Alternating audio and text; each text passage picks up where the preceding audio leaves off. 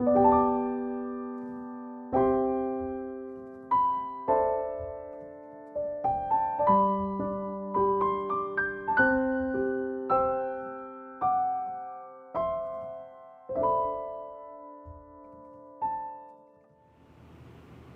왜 성령님인가 두 번째 시간입니다. 오늘 말씀을 통해 성령님의 부르심이 어떠한 것인지, 성령님의 이끌리어 사는 삶이 그 인생이 어떤 것인지 함께 알아가는 그런 시간 되기를 원합니다. 오늘 우리에게 주신 하나님의 말씀은 사도행전 16장 1절에서 10절 말씀입니다. 오늘 우리에게 주신 하나님의 말씀은 사도행전 16장 1절에서 10절 말씀입니다. 함께 한 목소리로 합독하여 하나님께 영광 돌리도록 하겠습니다. 바울이 더베와 루스드라에도 이름에 거기 디모데라 하는 제자가 있으니 그 어머니는 믿는 유대 여자요 아버지는 헬라인이라.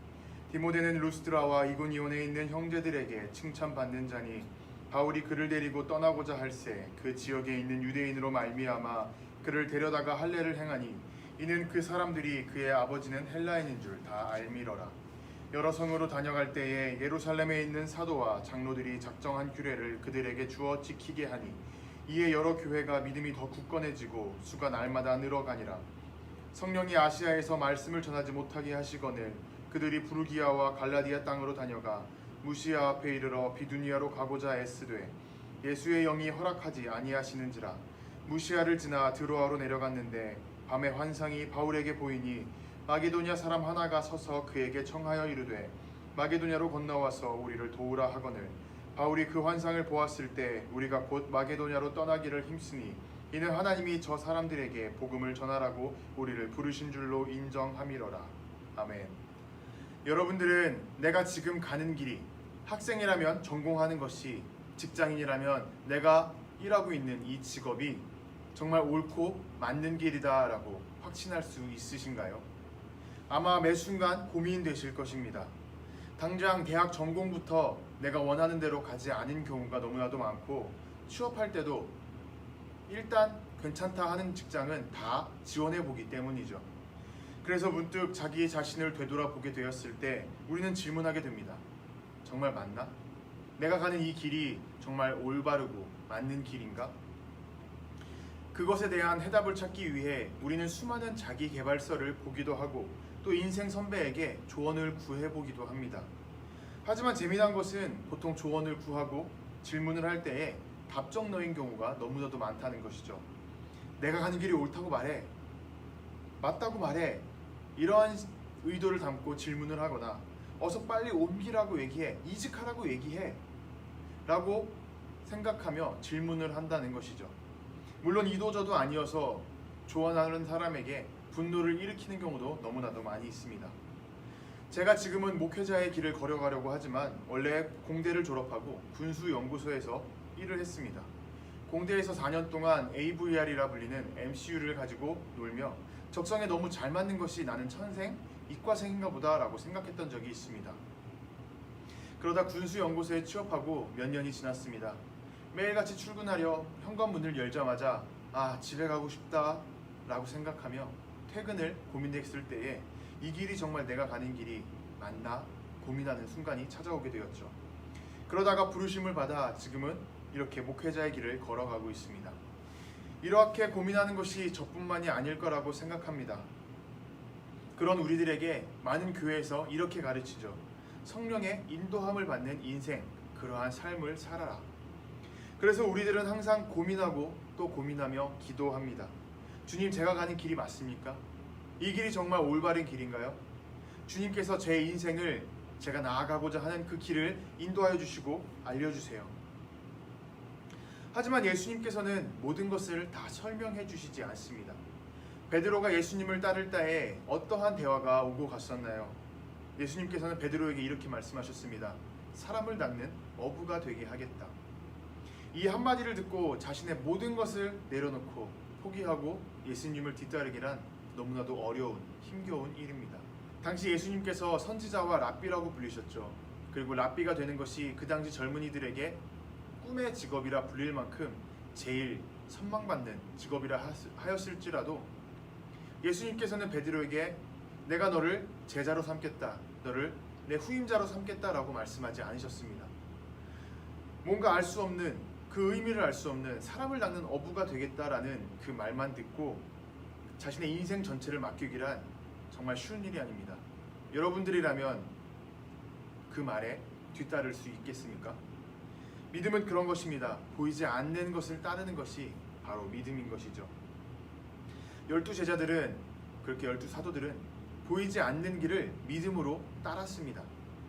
예수님과 3년을 함께 했지만 물론 그들은 항상 넘어지고 좌절하고 언제나 예수님의 손에 이끌려 다시 한 걸음 한 걸음 내딛는 경우가 너무나도 많았습니다. 귀신을 쫓아내지 못해 쩔쩔매다가 예수님께서 도움을 주셨고 자신이 천국에서 누가 더 높은 사람이냐며 싸우기까지 합니다. 예수님께서 잡히셨을 때에는 모든 제자들이 잡힐까봐 도망갔습니다. 그나마 베드로는 뒤따르긴 했지만 예수님의 제자가 아니라며 예수님을 3번 부인하기까지 했습니다. 그런데 이런 사람들이 넘어져도 계속 일어났고 계속 나아갔을 때, 그리고 예수님이 부활하시고 승천하신 이후 약속하셨던 그 성령님이 그들에게 임하시고 그들에게 부어졌을 때에 그들은 성령의 사람으로, 영의 사람으로 변화받게 되었습니다. 똑같이 하나님을 믿고 인생을 따르며 살아가지만 누구는 육신으로 살아가는 사람들이 있습니다. 하지만 믿음으로써 성령의 사람, 영의 사람으로 바뀌는 사람들도 있죠. 성경의 대표적인 그렇게 변화받은 사람이 있습니다. 누구인가요? 사도 바울입니다. 예수님을 만나기 전에도 누구보다 열심 있게 하나님을 믿는 사람이 바로 사도 바울이었습니다. 하나님을 위해 자신의 모든 것을 바칠 만큼 열정적으로 살았고 불같이 살았던 것이 바로 사도 바울이었죠. 그리고 예수님을 만난 이후에 그는 어떻게 되었나요? 성령의 사람으로 변화받게 되었습니다. 영의 사람으로 옷 입음 받게 되었죠. 성령의 사람이 되었을 때 그는 한순간의 변화여서 지금과 같은 우리가 알고 있는 모습으로 바뀌지 않았습니다. 성령의 임재를 옷 입었지만 그럼에도 불구하고 그는 여전히 불같은 사람이었고 자신의 계획대로 밀고 나가는 그러한 사람이었습니다. 그리고 그는 그러한 계획대로, 자신의 불같은 성격대로 이방인들을 위해 계획을 세우고 선교를 다니기 시작했습니다. 목숨을 걸고 예수님을 전하러 다니기 시작했습니다. 매를 맞고 감옥에 갇히며 버림받기까지 했죠. 이러한 바울의 모습을 통해 한치 앞을 알 수 없는 인생길에서 성령을 받는다는 게 무엇인지, 그리고 성령의 이끌림을 받는 인생이란 어떤 것인지 우리가 한번 나누고 배워보고자 합니다. 6절 7절을 한번 함께 읽어볼까요? 성령이 아시아에서 말씀을 전하지 못하게 하시거늘 그들이 부르기아와 갈라디아 땅으로 다녀가 무시아 앞에 이르러 비두니아로 가고자 했으되 예수의 영이 허락하지 아니하시는지라.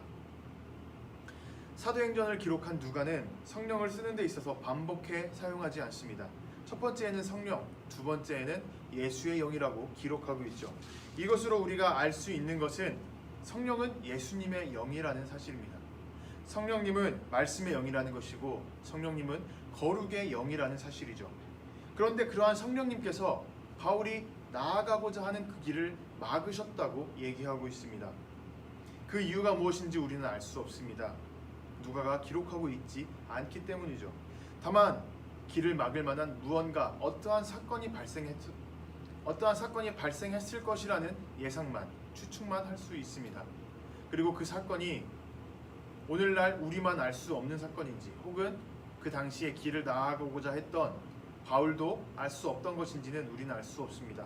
다만 성령님께서 지금 바울이 나아가는 길을 막고자 하는데 어떠한 사건이 일어났다는 것은 우리가 추측해 볼 수 있죠. 오늘 본문에서 사도 바울이 말씀을 전했던 루스드라 지역은 오늘날 터키의 중부 지역입니다. 그곳에서 선교를 마치고 교회를 세우고 복음을 전하고 다음 지역을 향해 자신의 계획대로 나아가고자 했습니다. 그 다음 목적지는 비두니아, 부르기아, 북부 지역이었습니다. 계획에 따라 이동하며 무시아 지역에 이르렀습니다. 그리고 그곳에서 북부 지역으로 넘어가려고 했죠. 그런데 갑작스럽게 성령님께서 더 이상 나아가는 것을 반대하셨습니다. 길을 막아버리셨죠. 그때 바울의 마음은 어떠했을까요? 아마 당황스럽지 않았을까요? 내가 놀러 가고자 하는 것도 아니고 주님의 말씀을 전하고자 하는데 왜 막으십니까? 이러한 황당함이 그에게 있지 않았을까요? 우리도 종종 이러한 경험을 하고는 합니다. 오늘 본문의 바울은 성령님께서 그 걸음을 멈춰 세우셨죠. 길을 막으셨습니다. 하지만 우리는 세상에서 살아가다 보면 수많은 이유로 멈춰야 할 경우가 많이 있습니다. 그런 상황에서 우리는 보통 두 가지 반응을 보이고는 합니다. 하나님께 떼를 쓰는 것이죠. 요즘엔 잘하지 않지만 40일 작전 기도 같은 어떠한 철야 기도 같은 것들을 많이 하는 겁니다. 야곱이 그랬던 것처럼 하나님과 씨름하는 것이죠. 이 문제를 해결해 주셔야만 합니다. 그렇게 하나님을 붙잡고 흔들려고 하는 것입니다. 절대로 이 문제를 해결해 주겠다라는 응답을 받기 전에는 결코 하나님을 놓으려고 하지 않습니다. 야곱에게 어떠한 일이 있었나요? 그는 에서에게서 장자권을 속여 훔쳐낸 후에 자신을 죽이려는 에서를 피해 외삼촌 라반에게 도망칩니다. 그리고 라반에게 자신이 에서에게 했던 것처럼 라반에게 오히려 자신이 속아 10수년 동안 노예처럼 일을 하게 되죠. 그래도 마지막에는 엄청난 부를 이루고 집으로 돌아오게 됩니다. 수많은 양떼와 염소떼를 거느리고 돌아가는 길이었습니다. 아마 그 길에 야곱은 이렇게 생각했을지도 몰라요. 자신이 에서의 모든 것을 가져왔으니 에서는 가난할 것이고, 그래서 나는 이러한 부로 에서에게 갑질을 할 수 있을 것이다. 그런데 자신보다 앞서가던 길을 먼저 나아가던 하인이 갑자기 뛰어와서 얘기합니다. 주인 어른을 치려고 에서가 300명의 장정을 이끌고 기다리고 있습니다. 오늘날 우리가 보는 성경에서는 장정 300명이라고 작성하고 있지만 여러 버전의 성경을 보면 장정을 군인이라고 쓰기도 하고 있습니다. 야곱은 너무나도 깜짝 놀랐을 것입니다. 자신이 모든 것을 가져와서 에서는 빈털터리일 것이라 생각했는데 사병을 300명이나 기르고 있을 만큼 그에게는 아직도 여전히 막강한 힘과 부가 있었다라는 사실에 그는 너무나도 놀랐을 것이죠. 게다가 그는 재산은 있었지만 자신의 몸을 지킬 만한 군인은 없었습니다. 그래서 그는 너무나도 큰 두려움에 빠지게 됩니다. 그래서 그는 그동안 그러해왔듯 자신의 꾀로서 이겨나가려고 합니다. 어떻게 하나요? 자신의 재물을 여러 군데로 나누게 됩니다. 그리고 자신의 가족들, 자신의 사람들도 나누어서 배치하게 되죠. 가장 먼저 나아가는 사람을 그리고 그 재물을 에서가 친다면 뒤따르는 사람들과 재물은 다시 도망칠 수 있을 것이라 생각했던 것입니다. 그래서 재물을 나눠서 배치하고 그리고 가족들도 배치합니다. 자신이 별로 사랑하지 않는 첫째 부인과 그 아이들을 제일 앞에 세우고 그 뒤에 자신이 가장 사랑하는 라헬과 그 아이들을 세웁니다. 그리고 그 뒤에 자신이 서는 것이죠. 정말 비인간적인 그러한 모습을 보이고 있지 않는지 우리는 생각해 보게 됩니다. 그리고 그렇게 자신이 출발하기 전날 밤 야복 강가에서 야곱은 하나님과 씨름을 하게 됩니다. 그곳에서 하나님을 놓지 않으며 이렇게 얘기합니다. 자신에게 축복을 주지 않으면 결코 놓지 않겠습니다. 축복을 강구하며 하나님을 뒤흔드는 것이었죠. 지금 자기가 에서에게 죽게 생겼는데, 자신이 나아가는 이 길이 끊기게 생겼는데, 멈추게 생겼는데 해결해 달라는 것입니다. 그렇지 않으면 절대 놓지 않겠다고 하나님을 협박하고 뒤흔들려는 것이죠. 그래서 결국 어떻게 되었나요? 문제는 해결되었습니다. 그리고 새로운 이름도, 이스라엘이라는 이름도 받게 되었죠. 그런데 그 대가로 그는 환도뼈를 다치게 되었습니다. 쉽게 얘기하면 고관절을 다치게 되었다는 것입니다. 그로 인해 남은 인생 전부를 예전처럼 뛰어다닐 수 없고 절뚝거리며 걸어가게 되는 불구로 살아가고 말게 되었습니다.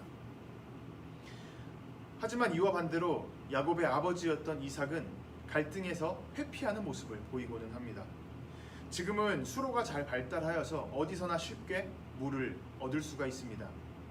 하지만 이삭 시대에는 물을 얻기란 하늘의 별 따기 같은 것이었습니다. 그래서 우물을 파야 했고, 우물을 파더라도 겨우 하나가 성공하는 수십 개의 지금이야 수로가 잘 발달하여서 어디서나 물을 쉽게 얻을 수 있지만 이삭이 살아가던 그 시대에는 물을 얻기란 하늘의 별 따기 같았습니다. 우물을 파야만 그곳에서 물을 얻을 수가 있었죠. 하지만 우물을 수십 개 팠을 때 그 중에 하나만 물이 차도 성공하는 시대였습니다. 이삭은 물을 팠습니다. 우물을 팠습니다. 그리고 바로 물이 솟아나왔죠. 그런데 블레셋 사람들이 와서 이삭을 쫓아냈습니다. 그때 이삭은 순순히 물러갑니다. 그리고 다른 지역으로 가서 또 우물을 팠죠. 그리고 그곳에서 바로 또 물이 쏟아져 나옵니다. 그때 다시 블레셋 사람들이 와서 그 우물마저 뺏어갑니다. 그럼에도 불구하고 이삭은 다시 다른 지역으로 향해 나아가죠. 그리고 그곳에서 우물을 파고 다시 한 번 더 물을 얻게 됩니다. 이삭과 야곱은 이렇게 부자지간 아버지와 아들 관계이지만 성격이 너무나도 다릅니다. 그리고 문제를 대하는 태도가 너무나도 다른 것을 우리는 볼 수가 있죠. 이삭은 갈등을 회피하려 했지만 야곱은 갈등과 대면하는 모습을 보이고 있습니다.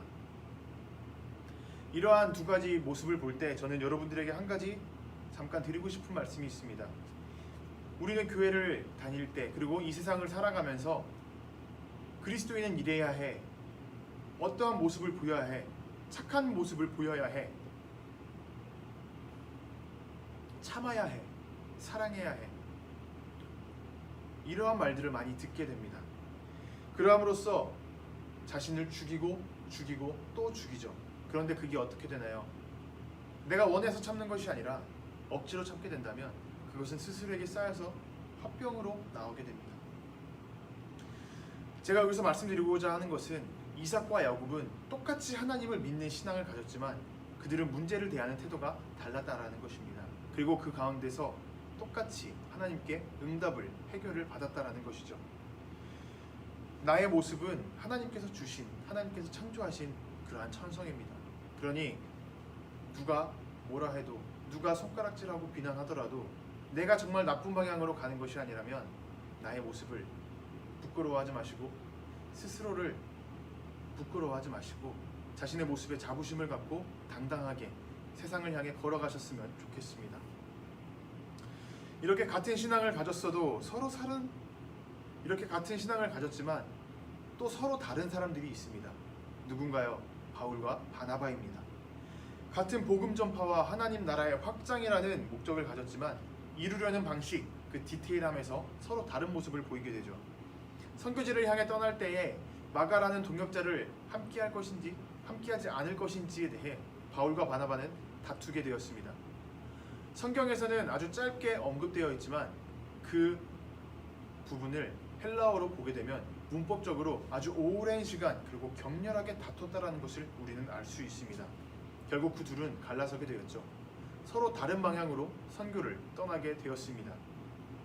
그런데 그때에 하나님께서 각각 너는 어디로 가라, 너는 저리로 가라 라고 얘기하지 않으셨습니다. 누가 어디로 가든 하나님께서는 가만히 계셨죠. 그런데 갑자기 오늘 본문에서 바울이 나아가고자 할 때 그 길을 막으신 것입니다. 계시록 3장 7절을 보면 하나님께서 여시면 닫을 사람이 없고 닫으면 열 사람이 없다라고 기록하고 있습니다. 하나님, 즉 성령님께서 문을 닫으신다면 그것을 다시 열고 나아갈 수 있는 사람은 아무도 없다라는 것이죠. 그런데 우리의 삶 속에서 문이 닫히는 경우를 잘 보면 특징이 있습니다. 아무 때나 닫히지 않는다라는 사실이죠. 우리가 무언가 신앙적인 결단을 하고 다짐을 하고 그렇게 변화를 위해 새로운 시작을 하려 할 때, 그때에 우리의 문이 닫히는 경우가 너무나도 많습니다. 그리고 내가 어떠한 일을 하고 있을 때에 그 일이 정상궤도에 오르고 순탄하게 나아가고 있을 때 갑작스럽게 문이 닫히는 경우가 너무나도 많이 있죠. 바울도 이방인 전도를 결단하고 길을 나아간 지 오래되었습니다. 몇 년째 그렇게 결단하며 그리고 나아가고 몇 년째 그렇게 선교하며 전도하며 나아가고 있었습니다. 그런데 그 길이 갑작스럽게 막혀버린 것입니다. 누구도 열지 못하게 성령님께서 막아버리셨다는 것이죠. 그럴 때 바울은 어떻게 반응하나요? 야곱처럼 길을 다시 열어달라고 하나님을 붙잡고 씨름하지 않습니다. 길이 막히자마자 바울은 바로 몸을 돌리고 반대 방향으로 나아갑니다. 바울은 계획적인 사람이라고 여러 번 말씀드렸습니다. 그는 선교를 하고자 하는 도시를 다 계획했고 생각했고 그리고 여정을 전부 다 계획했습니다. 그리고 그 계획에 따라 나섰던 사람이었죠. 우리가 코로나 이전 여행을 다녔던 것을 한번 생각해 보았으면 좋겠습니다. 그때 우리가 여행을 가게 될 때 어떻게 하고 가나요? 우리는 어디서 어떻게 가고, 우리가 코로나 우리가 코로나 이전 여행을 다녔던 것을 한번 생각해 보기를 원합니다. 보통은 한정된 시간과 예산 때문에 최고의 코스를 고려해서 루트를 짜게 됩니다. 그러다 길이 막히면 목적지가 문을 열지 않았으면 그곳에 바로 건너뛰고 그 다음 목적지를 향해서 나아가고는 하죠. 바울처럼 뭔가 막혔을 때 전혀 다른 방향으로 나아가려 하지 않습니다. 주어진 시간과 예산 때문에 다른 길로 가는 것은 합리적이지 않다고 생각하기 때문이죠. 하지만 바울은 지체 없이 반대 길로 틀었고 그곳을 향해 나아갔습니다. 그리고 그렇게 나아갔을 때 그날 밤 바울은 환상을 보게 되었습니다. 성령님이 보여주시는 어떠한 환상을 보게 되었는데, 성령님께서 보여주시는 어떠한 환상을 꿈을 통해서 보게 된 것이죠. 어떤 내용이었나요? 얼굴을 모르는 어떤 남자가 나타났습니다. 그리고 그가 바울을 향해 이렇게 얘기하죠. 마게도냐로 넘어와서 우리를 도와주십시오. 어떠한 남자가 마게도냐로 넘어와서 바울을 부르며 도움을 요청하는 것입니다. 우리는 여기서 청하다, 요청하다라는 단어에 주목을 해보아야 합니다. 여기 청하다라는 동사는 헬라어로 파라클레오라고 합니다. 이 단어는 옆에 서서 돕다, 옆에 서서 위로하다, 그리고 훈계하다, 소환하다 라는 의미를 갖고 있습니다. 다시 말해서 청하다라는 이 파라클레오는 돕기 위해 부르다, 위로받기 위해 부르다라는 의미를 가지고 있는 것입니다. 그리고 이 동사에서 파생되어 나온 단어가 바로 파라클레토스입니다. 이 단어는 우리가 헬라어로는 많이 듣지 않지만 그 의미로는 많이 듣고 있습니다. 바로 성령님, 보혜사 성령님을 의미하는 단어가 바로 이 파라클레토스입니다. 바로 이 파라클레토스입니다. 우리 옆에 서서 도우시는 분, 우리를 부르시는 분, 우리를 위로하시는 분, 그분이 바로 보혜사 성령님이라는 것이죠. 그럼 우리가 영의 사람이 되었다라는 것은 어떠한 의미인가요? 성령님의 사람이 되면 우리가 어떠한 인생을 살아간다는 것일까요? 오늘 본문을 본다면 누군가 내게 와서 도움을 청하는 사람이 된다는 것입니다. 나는 도움을 주는 사람으로 변한다는 것이죠. 성령 충만이라는 것에 오늘날 많은 사람들은 오해를 하고 있습니다. 성령의 역할, 그리고 성령 충만이라는 것에 대해 마치 요술램프 지니와 같은 그런 것이라고 생각하는 것이죠. 뭔가 소원을 빌면 그것을 이루어 주시는 것이라고 생각하는 것입니다. 성령 충만하면 내가 계획한 것을 모두 다 이룰 수 있고, 내가 이루고자 하는 것들에 대해 더 성령 충만하면 내가 계획하고자 하는 것을 실패하지 않고, 성령 충만하면 내가 계획했던 것을 실패하지 않을 수 있고, 내가 이루고자 하는 것을 더 크게 이룰 수가 있고, 목표했던 것 이상으로 초과 달성할 수 있다라고 생각한다는 것이죠. 하지만 성령 충만은 결코 그러한 것이 아닙니다. 성령의 인도함을 받는 삶, 성령의 이끌림을 받는 삶이라는 것은 하나님께서 지금 어떠한 일을 하고자 하는데 그 일에 대해 우리가 따라가고 순종하는 것을 의미하는 것입니다. 하나님의 뜻, 하나님의 역사하심, 하나님의 그 기적이 일어나는 그 사건을 우리가 직접 보고 듣고 경험한다라는 얘기죠. 그리고 그렇게 경험하는 사람이 바로 성령에 이끌리는 삶, 성령 충만한 삶이라는 것입니다. 성령님께서 우리 옆에 서서 우리를 도우실 때 그분의 결정과 그분의 뜻을 존중하는 삶이 바로 성령 충만한 삶입니다. 우리가 가는 길을 막으실 때 저항하지 않고 방향을 돌이켜 순종하며 따르는 인생, 그것이 성령 충만한 삶입니다. 사도 바울이 그러한 성령 충만한 인생을 사는 사람이었습니다. 성령이 충만하게 되어가면서 길을 막으실 때 순종하며 따르는 인생으로 사도 바울은 변해갔다는 것을 우리는 볼 수 있습니다. 하나님을 믿지만 예수를 믿지 않고 성령의 이끌림을 받지 않던 그 젊은 날, 그 시절에는 수많은 사람을 핍박하고 그리스도인들을 배척하고 죽이려 했습니다. 예수님을 만나고 그 마음에 십자가가 심겼지만 그의 불같은 성격은 어디 가지 않았습니다. 목표를 위해 고집 부리는 사람이었고 자기 주장을 굽히는 사람이 결코 아니었죠. 하지만 그도 나이가 들어가며 성숙해져 갔고 점점 더 그의 인생에 성령이 충만해져 갔습니다. 그렇게 되었을 때 자신의 목표가 늦어지더라도 그리고 그 목표를 향해 갈 때 돌아가게 되더라도 하나님이 원하시는 바를 따라 살아가게 되었습니다. 낯선 사람의 요청에 응하여서 도와주고 세워주는 것이 성령의 인도하심이고 성령 충만한 사람을 이끌어가는 방법인 것이죠. 처음 얘기했듯 우리는 성령에 이끌리는 인생으로 살아가기 위해 기도합니다. 하지만 그 목적은 주님의 뜻대로 살아가겠다는 것이 아니라 내가 목적이 되는 경우가 너무나도 많이 있습니다. 저도 처음 취업을 준비할 때 주님 뜻대로 살아가겠다고, 그리고 주님의 이끌림에 따라 살아가겠다고 기도하며 취업을 도와달라고 그렇게 기도했던 것을 되돌아봅니다.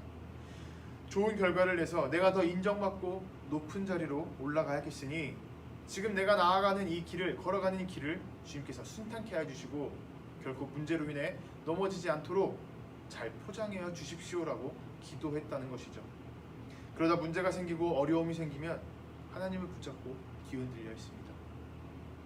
성령의 이끄심을 따라왔는데, 성령의 부르심에 따라 순종해서 왔는데 왜 이런 일이 생기냐며 분노하는 것이죠. 성령님께서 우리를 부르시는 것은, 어떠한 길로 가라고 인도해 주시는 것은 우리의 성공 때문이 결코 아닙니다. 우리를 부르시는 이유는, 그리고 길을 막으시고 또 길을 열어주시는 이유는 성령님께서 우리가 믿고 구원받도록 도와주시듯 다른 사람을 도와주기 위함입니다. 그러한 부르심을 우리는 인정해야만 합니다. 나를 위한 부르심이 아니라 하나님을 위한 부르심이라는 사실을 우리는 기억하고 받아들이고 인정해야만 합니다. 길이 막혔을 때 하나님을 붙잡고 해결해달라고 뒤흔드는 것이 아니라 성령님의 부르심에 귀 기울이며 그 음성에 주목하고 집중해야 합니다. 내 계획과 내 고집을 꺾고 내려놓을 때 바울이 그러하였던 것처럼 우리는 성령의 부르심을 보고 들을 수 있게 되는 것입니다. 그렇게 성령님의 부르심에 인정받고 받아들이고 순종할 수 있는 저와 여러분이 되시길 주님의 이름으로 도전하고 부탁드립니다. 두 가지 기도 제목 놓고 기도하도록 하겠습니다. 어떠한 어려움과 상황 앞에서도 나의 고집을 꺾고 성령님의 이끄심에 귀 기울이는 인생 되게 하소서. 도와달라는 요청을 들었을 때 갈등 없이 주저없이 순종할 수 있는 충만함을 주옵소서. 이 기도 제목 놓고 기도하도록 하겠습니다.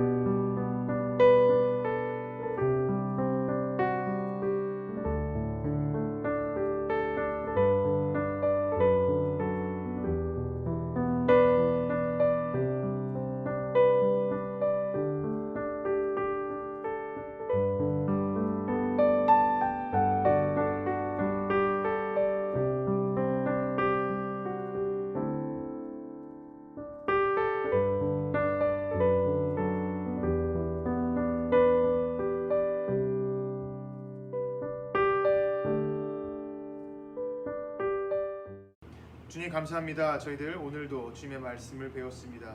성령에 이끌리는 삶이 어떠한 것인지, 성령에 충만한 삶이 어떠한 것인지 바울의 경우를 통해 알게 되었습니다.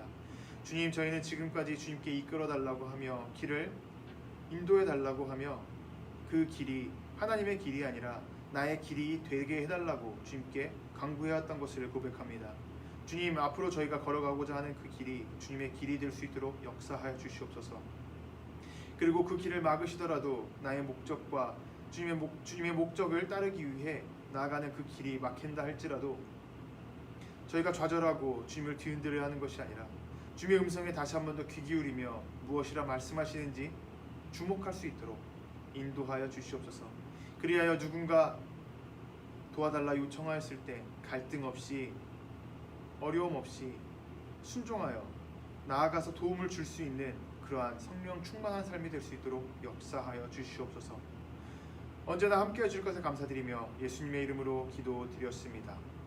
하늘에 계신 우리 아버지여, 이름이 거룩히 여김을 받으시오며 나라가 임하시오며 뜻이 하늘에서 이루어진 것 같이 땅에서도 이루어지이다.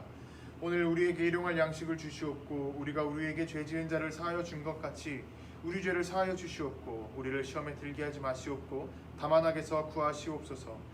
나라와 권세와 영광이 아버지께 영원히 있사옵나이다. 아멘. 아멘.